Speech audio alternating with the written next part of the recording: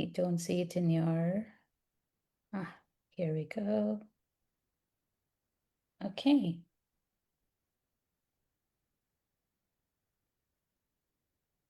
Hi, everybody. We don't have anybody yet, but I hope you guys will be joining us very soon.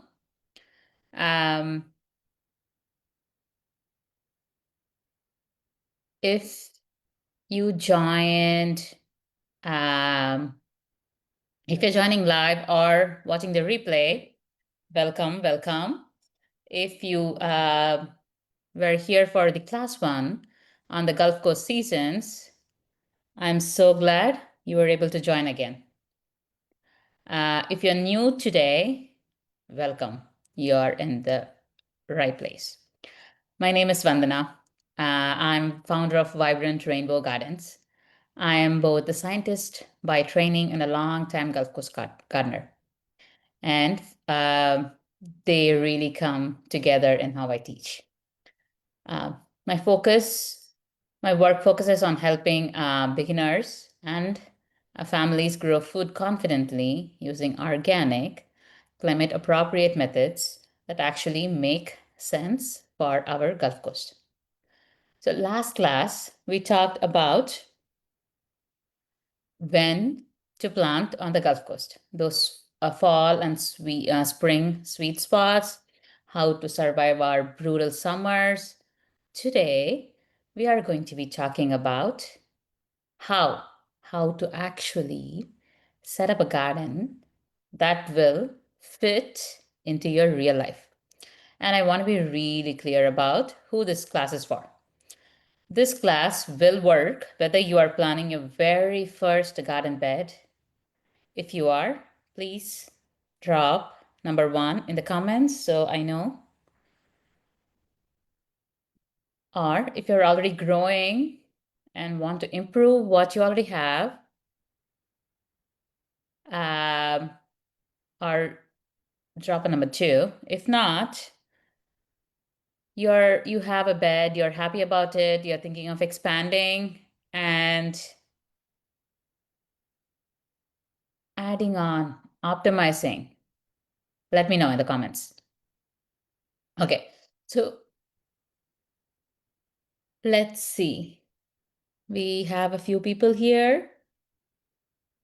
Let me know if you're a beginner gardener or if you've already been gardening for a while or you're looking to expand your garden or optimize your garden. I would love to know. So simple planning actually works and will help for all of you guys. It'll help you make realistic choices and you really don't need a gardening degree. Okay, moving on. Okay, what will you learn today? We are going to learn about our garden setup options. We are going to talk about raised beds, containers, in-ground growing, vertical growing, small space growing. We are also going to look at all of them, so you can pick whatever will work for your life. We'll choose the right location. Where you put your garden actually matters more than how big it is. So we'll talk about sun, drainage, how to strategically use plan for our brutal summers. Soil that will actually work. How to recognize good soil and work with what you already have. How much to plant? This is where most people will underplant and then feel disappointed. We are going to fix that today. We are going to talk about layout, growing vertically, strategic shade, and how to group plants. And then finally, we are going to talk about watering and learning how to read your plants. This is all practical planning. We are not just going to discuss what's in the books. We are going to talk about um, actual practical everyday gardening. You can start your decisions now, and that'll make it so much easier in the middle of summer. Trust me. Okay, so first thing, um, how do you actually grow vegetables?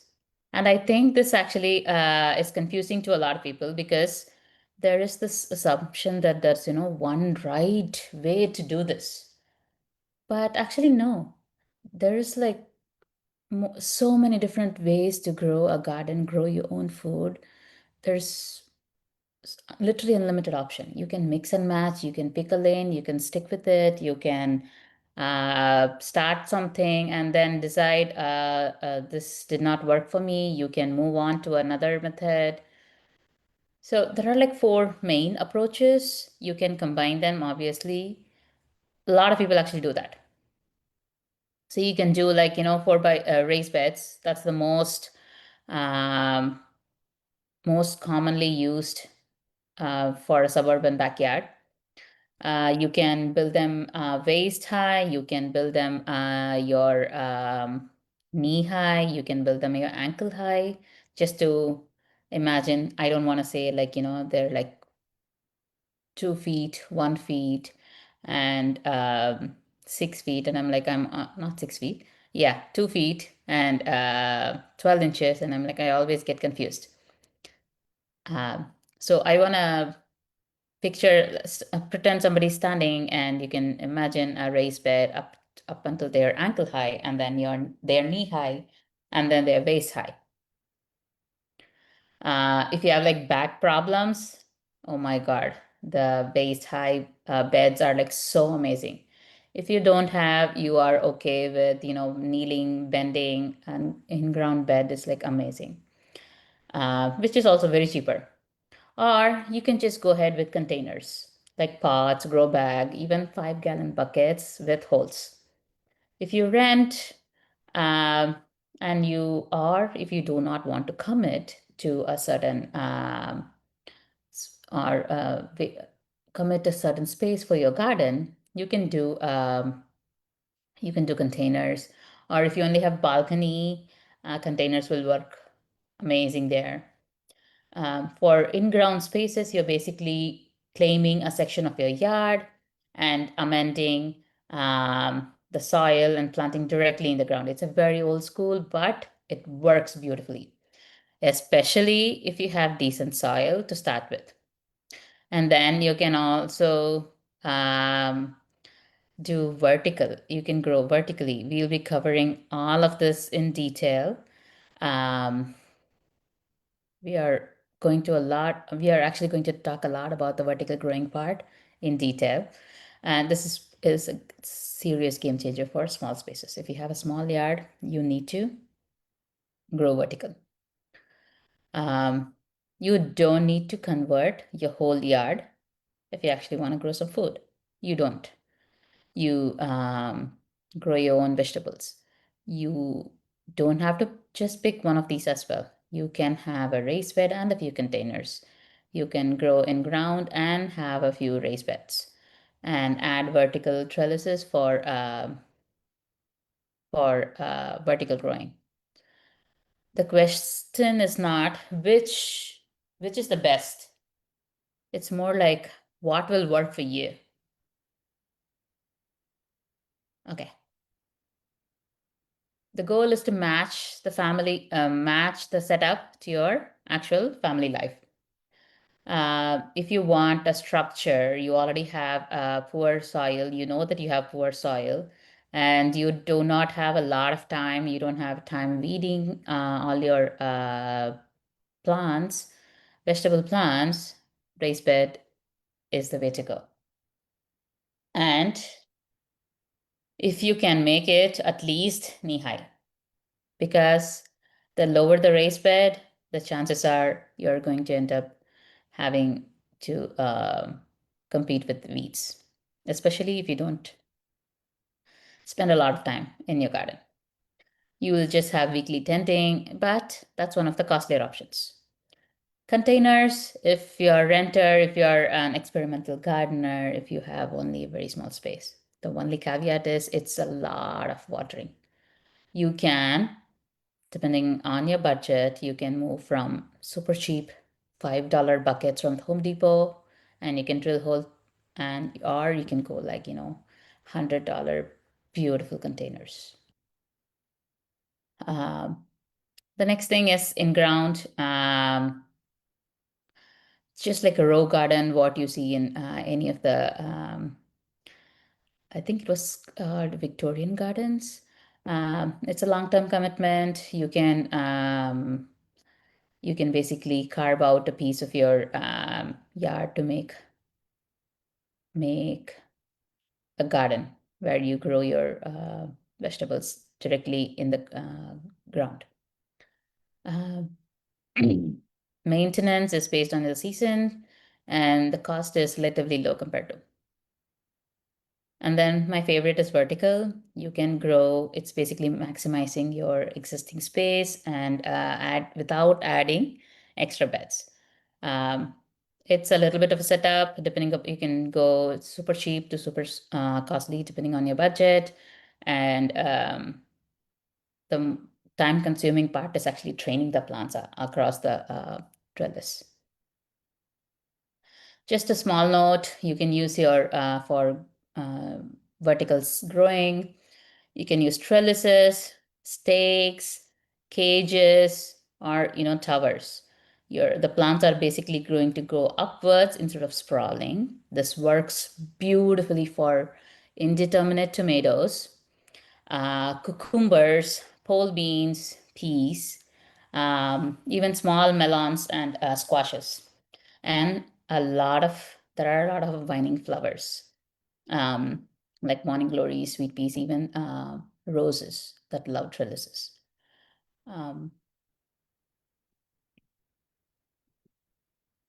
Okay, if you are planning to expand, you already have a bed, you have grown, you have had some success, and you want to expand your garden. So why should you? You have already a nice bed, you're thinking about expanding to a second one, you have a decent harvest from your first bed, you are excited about it, and you are not worried about whether it's going to have worried about if it's going to be full of weeds by summer. You're not stressed by your garden. You've already mastered it, and your family wants more variety. If you want more excitement in your garden, then yeah, expand it. It's manageable. When you should not do that, you're like, I have one bed, it's already full of weeds. I don't want to touch that. Instead, I'm gonna go crazy and expand, put 4 different beds, and I'm going to commit to caring for all the 4 beds, even though I know I'm going to be super busy by summer. I know the kids are going to be extremely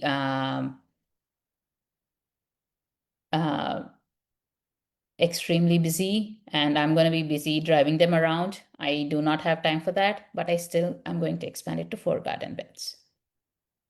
Don't do that. More beds is technically, yes, more food, but if you do not care for it, it's more stress than more food. Is your current garden getting the attention it needs? Then yes, you can. You're good to expand your garden.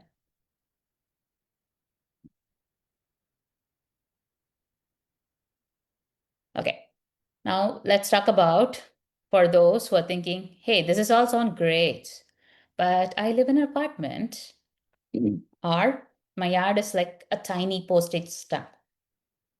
You can still do this. Small space solutions for like balconies and patios. There are so many container options. Even Costco has so many container options.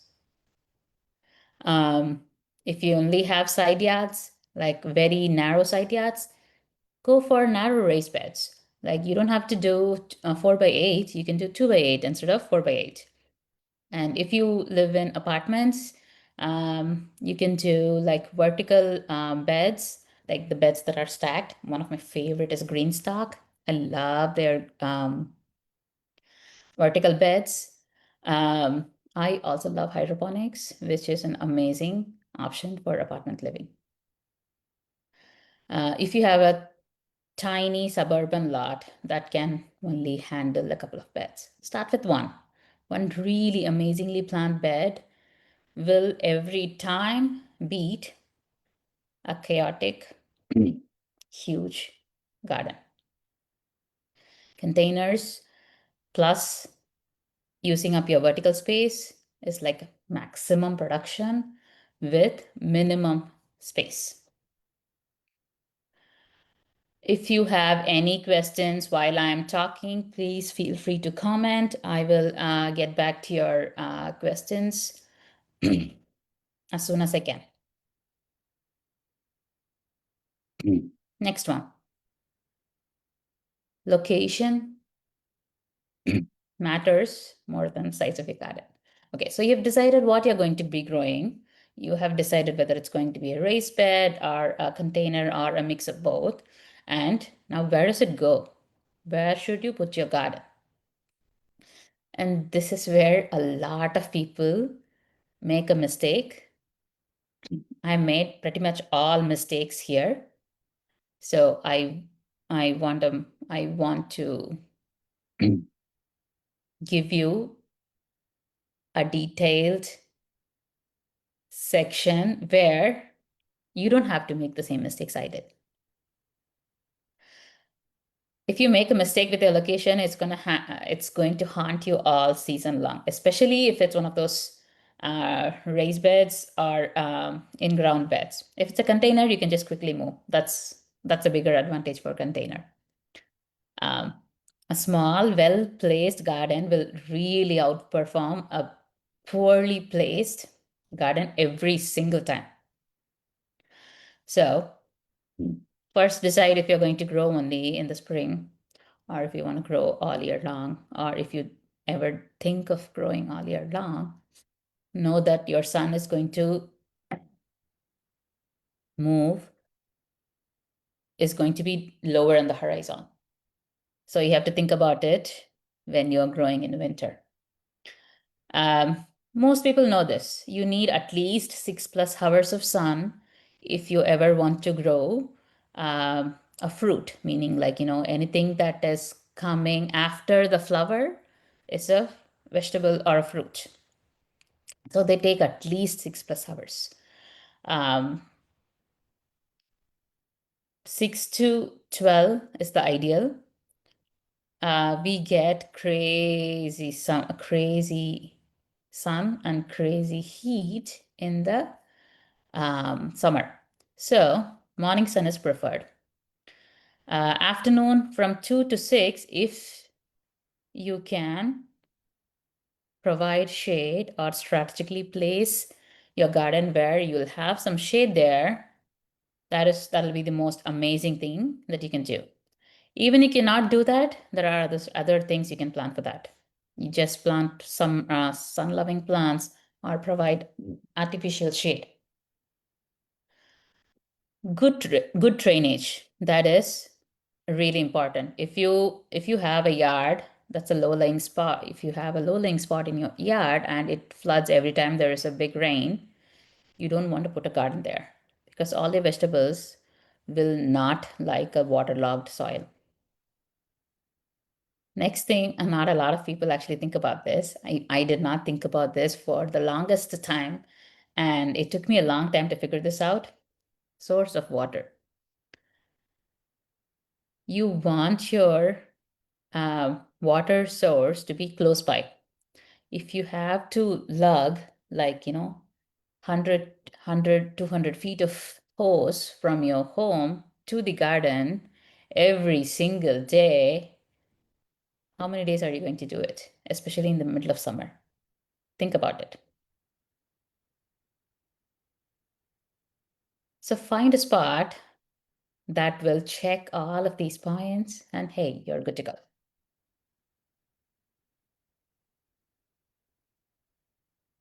So for shade, there are so many different options that you can um, you can do. Especially a lot of plants will appreciate the shade, like tomatoes and peppers. Even your herbs will actually appreciate it. We are actually going to talk a lot about shade, and if you have a location in your mind that will have some morning shade, morning sun and afternoon shade, then that might be your spot. Okay. Okay, I just talked about shade, but too much afternoon shade is also a big problem. Um, let's say if you have a east, no, if you have a big structure like your house, completely blocking out the sun after 12 p.m. or 12 to 6 p.m., then you might not be able to grow a lot of things, but you might still be able to grow um, herbs, a lot of leafy greens, a lot of root vegetables, that kind of stuff. So, depending upon what your location is, what your ideal spot is, we just need to move our thought process a little bit. I already talked about low spots. If you want, your vegetables will not handle soggy soil, waterlogged soil. Roots will die, it will rot, and you don't want that to happen. Another thing is if your garden is too far from your house, like let's say 100 feet, if you don't plan to go to your garden, if it's like an actual chore just to go visit your garden, that is a problem because you are not going to be using, if you're cooking something and you're like, hey, I need something, you're not going to go to your garden and get their herbs or something because it's too far away first. It's a chore just to go there. Most of the garden tasks are going to start piling up and you're going to start avoiding, and that's it. You can forget about your garden. Another thing a lot of people have is really large, mature oak trees and have a garden right under them, under the canopy. When the tree is small, it's a beautiful place. You have a nice shade, but when the tree is really mature, the roots will compete, especially if it's an in-ground garden. So think about having a raised bed in that option. If you can trim your tree enough to provide like enough sunlight, then it will be an amazing space for garden. Just because you will have enough sun, you will have enough shade in the afternoon, and your roots are not going to compete for nutrients. But if you have any of these problems, there are solutions. So if you have too much sun, you can add a shade cloth. If you don't have uh, enough sun, you can move your container or your garden around to find a spot that has um, sun. You can even stick with just herbs because herbs don't need a lot of sun. As long as you have 4 hours decent sun, you'll be good. If you have like drainage issues, go for raised beds. If you don't know where your best spot is, start with containers. Move them around to find a spot that will work. And then you can finalize your space. This one seems very simple, but it is the most important thing I can say about location. If you place your garden where you see it daily, like near your kitchen window or somewhere where you actually walk every day, uh, make it easy, or not hiding behind, like, uh, hiding behind a garage, hiding behind a shed. Then it will be so much easier to take care of your garden. You won't have to deal with the problem out of sight, out of mind. If you don't actually see your garden, even for a few seconds, few minutes every day, you are not going to think about your garden, because all of us have other stuff in our life. It's not like you're not going to only think about your garden all day, every day. We have family, we have work, we have personal problems, we have life. So this is a very simple strategy. Put your garden bare. You will actually see it. You will care for it. Trust me. You will actually find a problem before it becomes a problem. And it will get so much easier to um, take care of a garden. I really cannot overstate this. Visibility actually equals care. Okay, now you've got your location picked. Let's talk about what you're going to be filling your garden with. You've already chosen what kind of garden you're going to have. You already found your location. Next is one of my favorite topic, soil. Okay. Okay. How many of you have stood in the in Home Depot or Lowe's to go went to the soil section and was like, "Ooh, what do I do now? I have no idea what I'm going to do." How many of you have felt this way? Anybody? So there's like so many different options. There's like garden soil, there's like potting soil, potting mix, and raised bed soil. There is organic potting soil. There is moisture control potting soil. There is vegetable and herb soil. There is fruit tree soil. What is it? What does any of it even mean? Nobody tells you actually.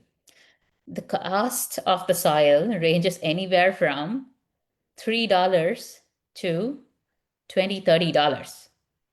And you need a lot of soil to actually grow something, depending upon the container or raised bed you choose. And you're thinking about like, oh my God, I need 12 bags of the soil and it's like $15 each. Oh my God, that is so much money. And I'll just end up, go order some pizza and, eat pizza for the rest of my life. I know. So it's not that you have no, it's not that you're bad at choosing what kind of soil. It's like there is no guidance there. Nobody is telling you what to do, how to do it. The industry has made it so confusing on purpose. So more products on shelf means more sales for them. But you actually don't need anything perfect. You just need a decent soil, and then you improve it over time. Okay, let's see what good soil looks like. So, good soil should be darker brown or black in color. It should not be gray, not tan. It should be dark, nice, rich, dark. Which means it has a lot of organic matter breaking down. If you grab a handful of soil and squeeze, it should kind of hold a little bit. It should have a good structure. When you crumble it, it should also break apart, not stay clumped like a clay. So most good soil has a mix of clay, has some silt, has some sand for structure. So if you actually dig deep in your yard right now, in our county, it's 95 percentage, more than 98 percentage is going to be clay or clay loam or silty clay. Or if you are in any of the new construction, they'll basically dump some cheap, really cheap topsoil on top of your clay, which is basically it's like literal clay on and some topsoil on top of it. That's it. There's no mixing there. But a good soil for gardening is usually the sandy loam blend, which is basically about 10 to 20 percentage, 15 to 20 percentage of clay. It has 50 to 70 percentage of sand, and it also has some silt in it. Not 50 to 70 percentage. It has a little bit of 20 to 30 percentage sand and some silt in it. So your clay is very rich in minerals. Your silt has some organic material, and your sand gives the structure to your soil. If it's sticky and clay, that's so much clay. If it has a smell, that is, if it has a good soil smell, like when it rains, that's a good soil. If it has a sour smell, then it's not. A lot of bagged soil also has some chemical smell. And I've noticed a lot when I buy bagged soil, some of the soil is basically ground up mulch. There is nothing in it. If you see worms in your soil, that's like an amazing sign that, hey, this is the best soil you can buy. That's like really active soil biology. Good soil actually feels alive.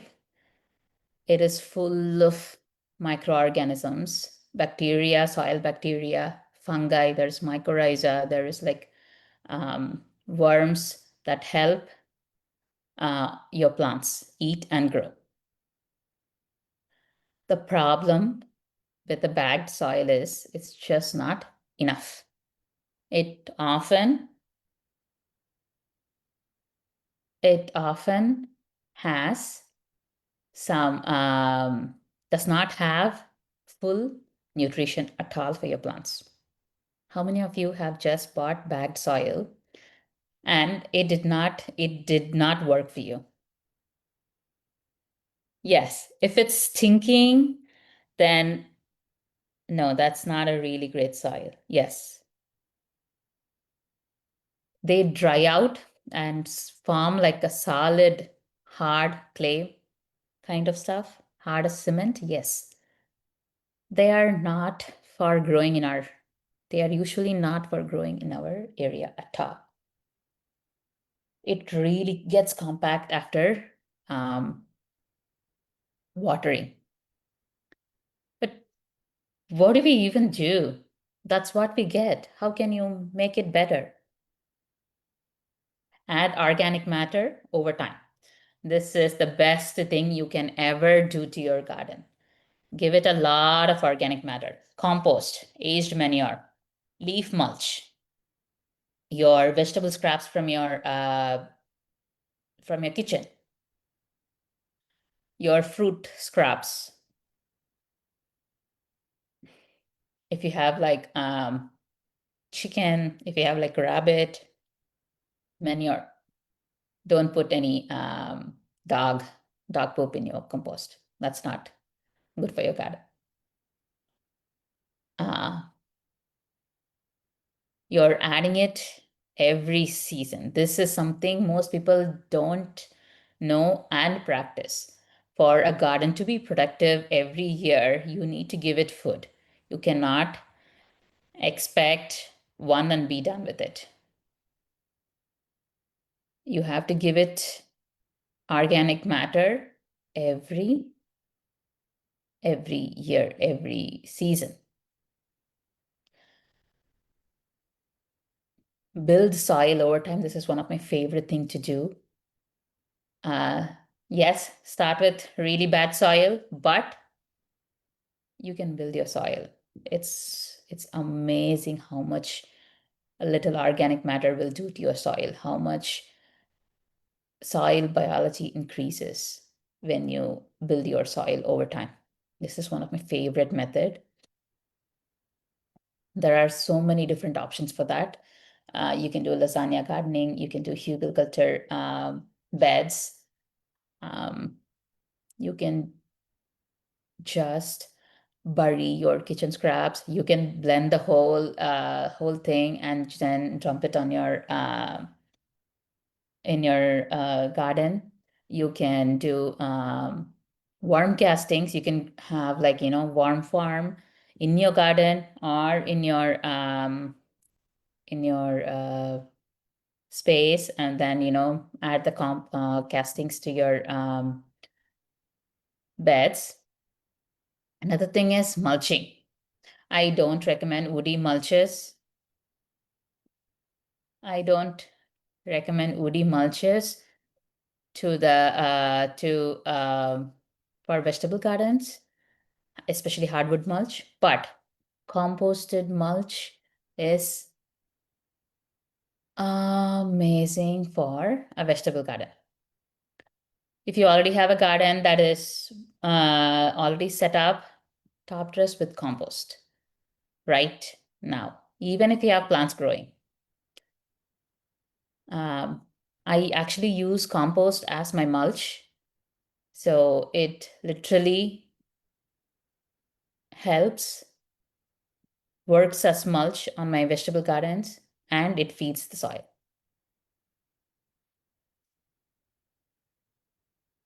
Okay. Now we have talked about our location. We have talked about our soil. How many plants should I plant? This is an amazing question. It's going to hit home for a lot of you. You go to a nursery, you see one tomato plant. They are like $4. You think, okay, let's just try one plant, because $4 is a lot of money for one plant. Let's just try one. You plant it, you water it, you care for it. It grows so big, and the tomato takes like about 80 to 90 days to actually produce a fruit. That's like what, 3 months? You get one tomato, two, maybe three tomatoes. And you're thinking, oh my God, I did all these work for this three tomatoes.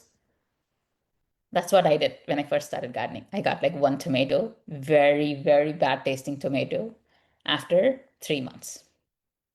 This is the most common mistake I see. And that's not your fault, because all the plants are sold in singles first. So you assume it's just for, you're supposed to get only one plant. And that's what you do. But one plant usually means one little harvest. It's like one flush of tomato, uh, or one round of peppers. And then that's it. What if something happens to that one plant? You made a little tiny mistake. You forgot to water your plant, one single plant, for one day in the middle of summer. What do you think is going to happen to your garden? That's it, gone. Or let's say a pest came, and if you've ever grown tomato before, we have a lot of hornworms, and it came, literally decimated your tomato plant in literally one overnight. What do you think is going to happen the next day you see your garden? You're going to feel so devastated. But think about this. Instead of one plant, you're growing 3 to 5 plants. A mix of vegetable, herbs, your family actually eats. And then you're going to get a little bit of a staggered harvest. Yes, a tomato is going to be ready that day. Okay, done. Tomatoes harvested. And then you still have some of your basil left over. You keep harvesting those. And then you have some peppers that produce a little bit later than tomatoes. Hey, I have peppers now. It is still manageable. It feels actually a lot of food, and you're not going to be so devastated if one of those plants die. You have other plants to, make up for it. You don't have to just harvest once and then done with it. For example, 4 tomato plants will give you 2 or 3 meals per week. 1 tomato will only give you 1 meal, maybe. It's going to be the same amount of work on your end. It's going to be same watering. You still have to water, you still have to fertilize, you will still have to deal with the pest. But one of these, if one of your plants produce well, you'll be like, oh my God, I was so great at gardening. I have a green thumb. But if you only have one plant and that plant dies, you're like, oh my God, I cannot keep a plant alive. I kill everything I plant. That's what you're going to think. So think about it. You are it'll make your gardening feel so much worth it if you plant as a cluster, if you plant as a group rather than one plant. And think about it. If you go to a forest, if you uh, go to anywhere on natural space, you don't see one plant. You definitely don't see rows of plants planted. You see a bunch of plants together. They actually work. You know how people say man is not a social animal, man is a social animal. Plants are also a social animal. So they talk to each other. They love having friends. So plant, when you plant, think about it. Think about your family, think about how you are as a group personality. Plants have same personality. Again, plan for your real life. If you want to eat 2 or 3 times a week from your garden, plant more. If you only want to eat occasionally, plant a little bit lesser. Plant fewer plants. If you're thinking of growing super hot peppers, just for garnish because you love super hot peppers, just grow 1 or 2 plants. You don't need a tray full of reapers, unless of course you plan to have a hot sauce business. That's going to be a lot of um, it's going to be a lot of plants.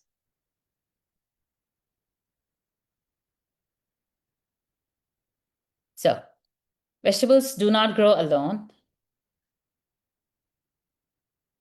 If you just plant, you can just plant vegetables in a vegetable garden. Yes, but you're going to be making your life a little bit harder than it needs to be.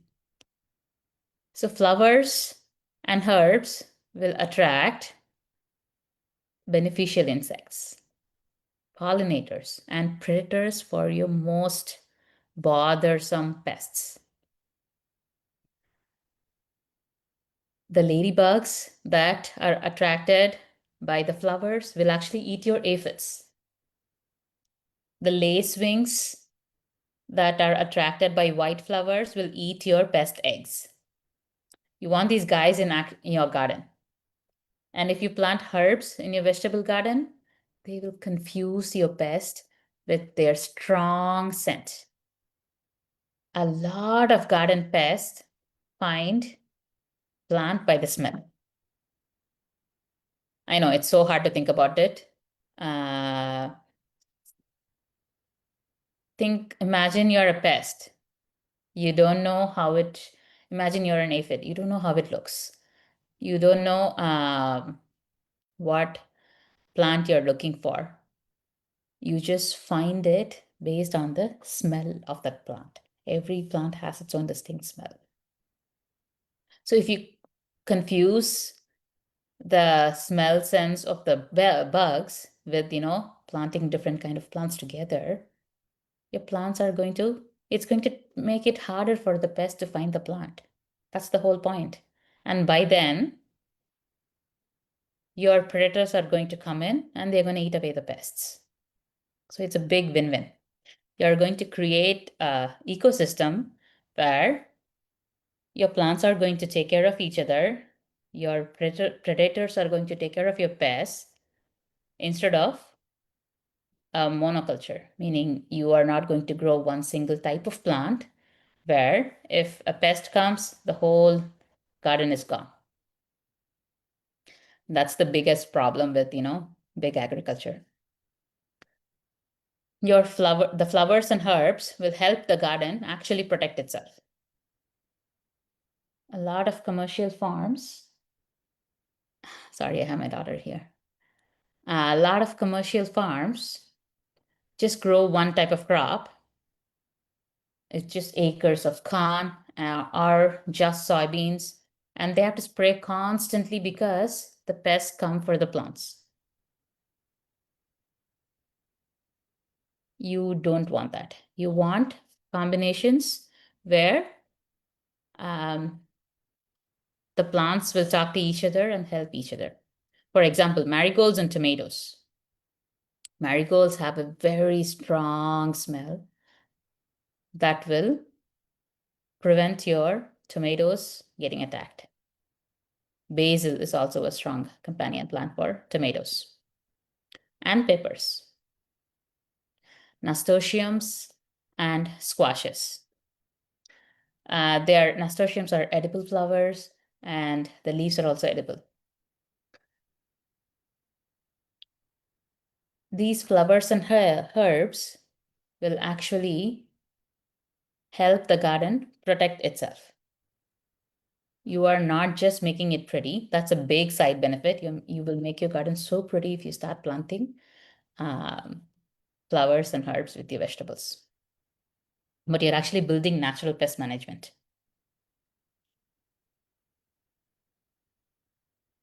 Your raised beds are not going to be mini farms. You're not, if you know why they call it a row gardening? Because they use a lot of machine and they want to make it more efficient to harvest, to plant, to do everything. So they make it a straight line. You don't have to do that. You you don't need to do rows in your raised beds. You can, but if you plant like this, it's much more easier on the long run. Your plants are not going to be right next to each other. So if a worm comes and attacks your broccoli, they are going to stop with one broccoli. They are not going to eat your entire crop of, like, let's say 10 broccoli, because they are not right next to each other. You have another plant that is growing right next to it, which the pest does not like. You have like onions growing here, and most of the worms do not like onion or garlic. Instead, if you have like, a worm here, once the worm is done with this particular lettuce, what is it going to do? It's not going to be happy. It's going to move on to the next one, and then it's going to finish the whole row. We don't want that. Also, rows in your raised bed will waste a lot of space. It's so much easier to plant intensively and get an amazing crop, amazing harvest, rather than just planting, one or two rows here. You will be wasting a lot of bed space. Think of it like, squares, not squares, circles, zones or blocks, group of plants. And you are planting a big circle in the center and some small circles in the side. Okay, we are running a little bit behind, so I'm gonna rush. A good layout equals less work. Think about it. If you take a long time planning your garden, it means you don't have to think about it when you're actually doing it. You already thought through the process. It's not going to be overwhelming when you're actually doing the work. You don't have to think about what needs to be done then because you already thought about it.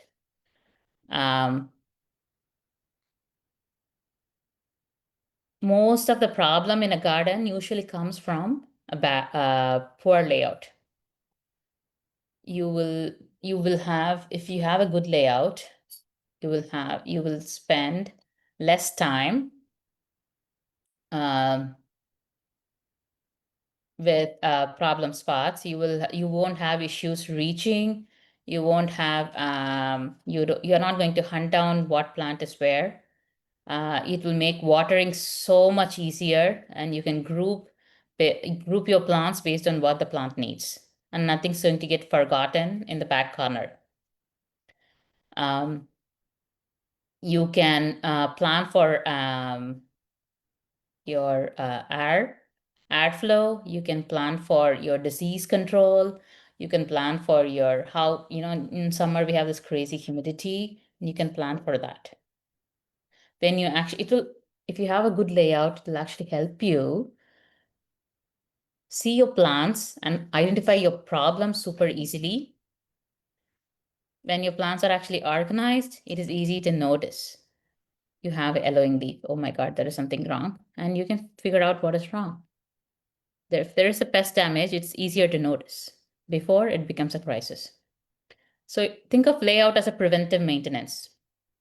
You're making decisions now during the planning phase, so you don't have to do it later, and you can save all your time and frustration.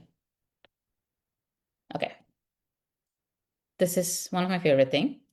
We talked about vertical growing as a setup. Now I wanna show you how to actually use these vertical space in your layout. Think in basically 3 dimensions. You're going to, if you have a back or north side of the bed, that's where your tall trellises are going to go. Cucumbers are climbing up, and you can make like teepees with for beans, and then you can make like, arches are my favorite parts. I love growing in arches. You can even grow tomatoes in arches. The sun travels south to north in our sky. So if you have your tall stuff on the north end, it doesn't shade our plants. Think about the positioning in our, especially for winter versus summer. And this is really important in our specific climate because summer is when most of the plants are going to suffer a little bit. If you put the trellis on the east side of the bed, the best part is going to be completely shaded in the morning. But morning is where all the cooler sun is. But if you put it on the west side, your bed is going to be shaded in the afternoon, which is a good thing. It can be strategic. You can save your tomatoes. You can save your peppers. You can save your herbs. Or something like this. If you put it in the center, you can access it from both sides. For example, this A-frame. This is from a previous garden. So I have like plants that will grow on this edge and that edge, but there is also space in the middle where in the middle of the summer, when my whole trellis is completely full with my plants, my middle part is going to be completely shaded. That's where I will grow my herbs. Another option is, if you have multiple beds, you can grow your trellises between the beds, basically providing shade for your pathways. It also improves so much of your aesthetics. This is called stacking functions in permaculture. It's one element serving multiple purposes. A trellis between beds is vertical growing space, pathway structure, it's a shade creator, it's also a visual interest. 4 functions, 1 small element. For balconies and patios, trellises will literally double your space. You can literally hold like 4 cucumber plants in like 2 square feet of floor space. That's a lot of harvest. It is also easier to harvest because you have better airflow, and you won't have issues with humidity, fungal issues, and your soil is not going to splash on your leaves, farming blight. You can also use the height to beat the heat. Those 100-degree days we have with feeling like 120 humidity. These tall plants will actually provide shade for the smaller plants, like okra, sunflowers. You can plant it on the west side of the bed, and it will shade the smaller plants from the heat. Okay, moving on, simple solutions you can do. There are like so many different options here.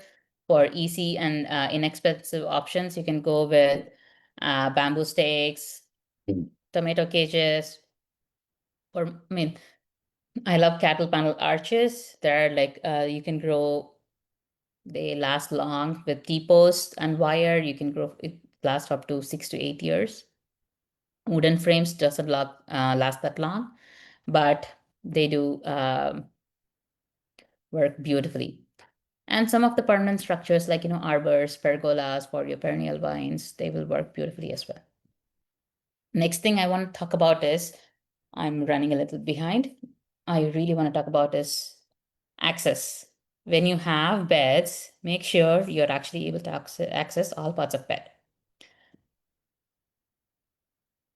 Don't keep it like, if you're a short like me, don't plant 4 foot with beds. I'm like, I will not be able to reach the middle part.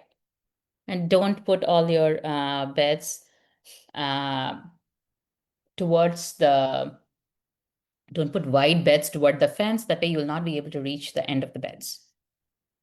Access is very important. You should be able to reach your beds across from all the sides. This one will make watering and care so much easier. If you put plants together that need the same things, like, heavy feeders like tomatoes, cucumbers, and squashes together, you can just deal with them the same way. If you plant your heat lover plants in the same area where you get the most heat, then perfect. You don't have to worry about it. You can also plant strategically height versus shorter plants. There's so many different ways to do that. And don't forget the edges. Edges of your raised beds are amazing to use. You can use it for flowers. You can use it for herbs. You can even spill some trailing plants over there.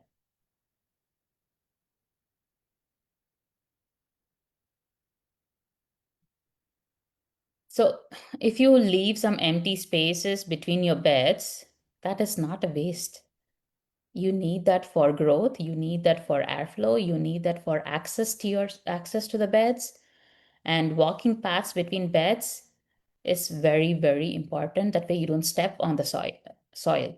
If you step on the soil, that's going to compress the soil and lose the structure. Tight spacing plus humidity that we already have is going to be a disease haven. So keep some empty spaces between your beds. Leave room for airflow. That's very important. I'm going to a little bit rush through this.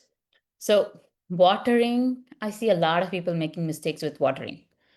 A lot of people don't water on a consistent schedule. They water at the wrong time of the day. They water in the middle of the day when it's so hot. The containers will dry out so fast than beds, and they forget to water. If you have containers, expect to water every single day, even in summer heat, sometimes twice. Morning watering will work best, less evaporation. Your plants are actually hydrated before the afternoon heat, and the leaves will actually dry. Sometimes, yes, it's not always an option, but do it before 6. If you do it like, 7 p.m. or 8 p.m. watering, you're going to end up with wet leaves overnight, and that will invite fungus issues. We have a lot of fungal issues in our garden with our high humidity. So how you water actually matters. Water your base of the plant and soil, and not over the plant where you get the leaves actually wet. So if you let your leaves get wet and you have you leave it over, the water stays on the spot, you will end up attracting fungal spores, bacterial spores. Or if it's on a very hot day, your water droplet will act as a magnifier and you will end up with sun scalding. So the plants will actually tell you what they need. If they are drooping in the morning, you need to water now. If your soil is very dry, 2 inches, you need to water now. If the leaves are papery, you need to water now. But if you have like soggy soil that is not draining, it's getting too much water, there is a drainage issue. If your plants are actually very slow, you have some issues there. Your watering is inconsistent. You are If you have yellow leaves, then you are overwatering. So this is where keeping your garden where you can see it will help you. If you don't see the problem, you will never know what is happening, and you will not be able to correct it before it becomes a huge problem. So let soil do the heavy lifting. So healthy soil will actually hold moisture longer. Your mulch will protect the soil from evaporation. Your compost will improve your water retention, and thoughtful layout will improve your airflow. So better soil with good layout will be less frequent watering and very healthy plants. Okay, some tools and resources to support you. Sorry, I'm running super late. We covered a lot of things from setup, location, sun, soil, watering, and how much to plant, and layouts. But I want you to, the work you do now is going to reduce the work you need to do when you actually have a problem, because you already planned for it. Start small. You don't have to do everything I said. Just start small and build on what's working. You really don't need to do everything at once. These are some of the resources I have. This is, if you scan this QR code, it will take you to a place where you can download my raised bed soil guide.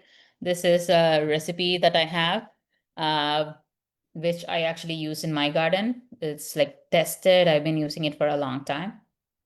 And some of my favorite amendments. If it's too much for you right now, it's okay. Think about it. You can use it for your next iteration of your garden. And this is a fun little quiz. It just takes 2 or 3 minutes, and it will show you what is your gardening personality. Like, based on that, based on your personality, you can tailor your gardening approach. You can also sign up for my newsletter in my website, vibrantrainbowgardens.com. I also have a podcast, Grow with Vibrant Rainbow Gardens. You can find it in Spotify or Apple Podcast, or even in YouTube. You can also find me in Facebook or Instagram or YouTube. I am actually working on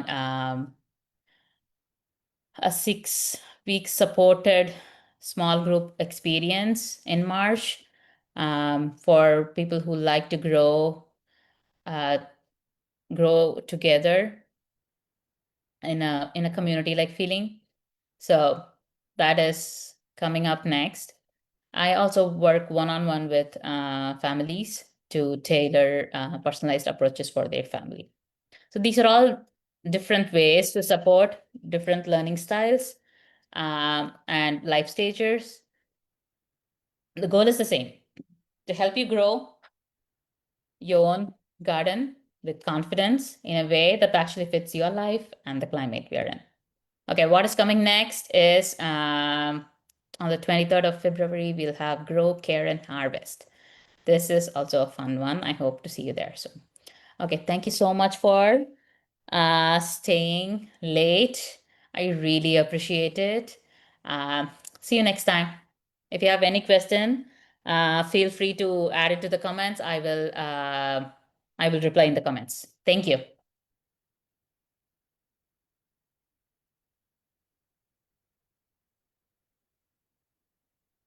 Hey, Emily, I'm done.